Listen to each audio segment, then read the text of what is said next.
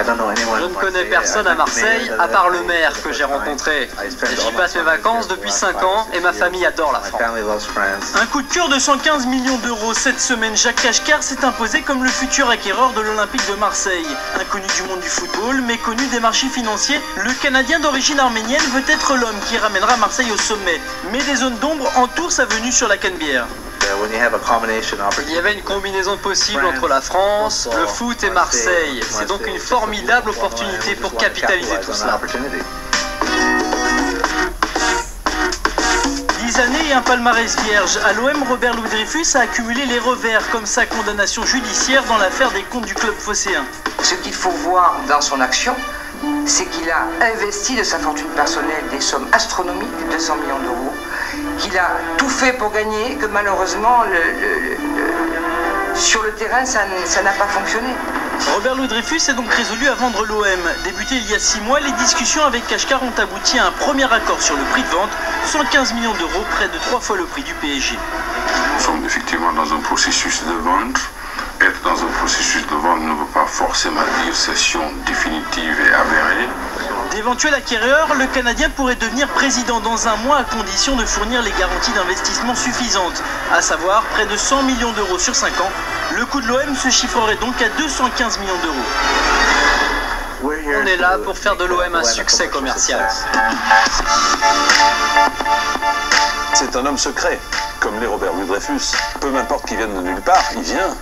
C'est le plus important. À 43 ans, Jacques Cachecar pèse 385 millions d'euros. Cet homme d'affaires nord-américain a construit sa fortune en jonglant avec les placements en bourse et les astuces fiscales. Sa principale fondation est basée en Suisse. Il possède des sociétés à New York et dans les îles Vierges britanniques. Bref, un businessman international mais inconnu dans son pays. Jacques Cachecar au Canada, c'était un inconnu pour la scène publique en tout cas. Pour acquérir l'OM, l'homme est donc prêt à dépenser plus de la moitié de sa fortune personnelle. C'est un investissement privé, des fonds propres à notre famille. Il n'y a pas d'autres investisseurs. Les informations publiques disponibles sur mes sociétés sont de l'ordre de 5% de ce que je possède vraiment. Il y a 90, même 99,9% de mes autres activités que le public ne connaît pas. Nous sommes dans les affaires, dans la bourse, le cuivre, le pétrole, les mines d'or. Opération séduction ce jeudi à la commanderie. Après l'entraînement, les joueurs rencontrent le futur président. Jacques Cachecar veut montrer qu'il connaît déjà l'effectif marseillais. Et Michael Pagis. Vous marquez de très beaux buts. Place ensuite au discours d'usage. Je suis là pour donner tout ce dont le club a besoin, pour me construire, pour gagner le championnat. La visite se conclut par un cadeau remis par Franck Ribéry, le joueur préféré du fils de Jacques Cachecar. Merci beaucoup.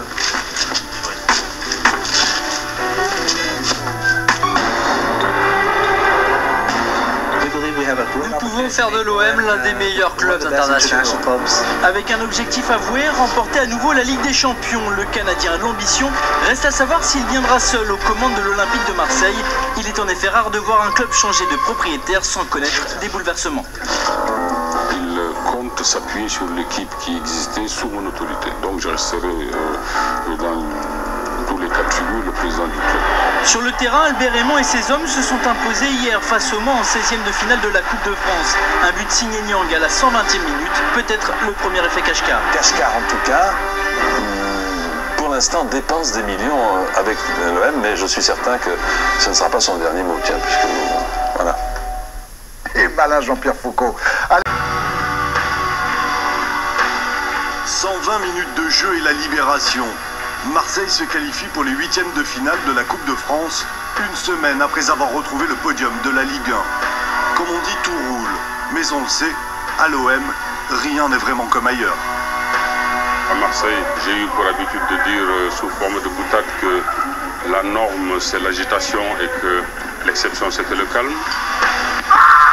La philosophie selon Pape Diouf. L'OM retrouve le sourire sur le terrain, alors qu'en coulisses, le plus gros bouleversement du club depuis 10 ans se prépare.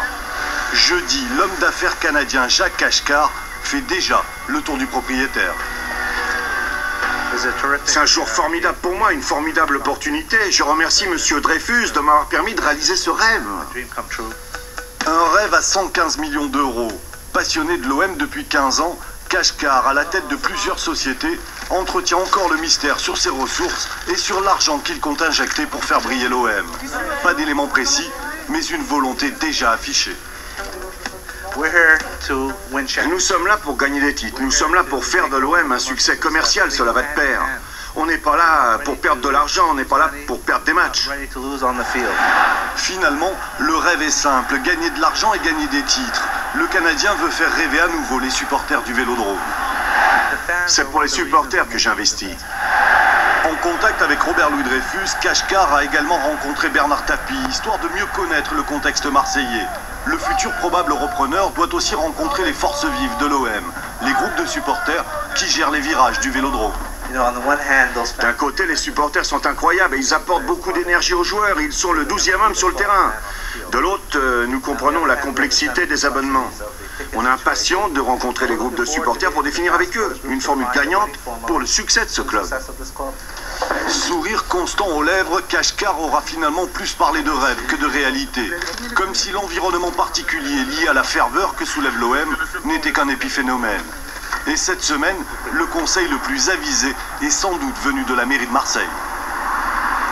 S'il est le patron, et il devient le propriétaire, alors qu'il soit là, alors qu'il dirige, et qu'il ne laisse pas diriger d'autres à sa place. 10 années sans titre majeur, des procès, de l'argent évaporé, l'OM aura eu raison de la passion de Robert Louis Dreyfus, comme beaucoup d'autres avant lui. L'OM peut rendre fou, Jack Kashkar est prévenu.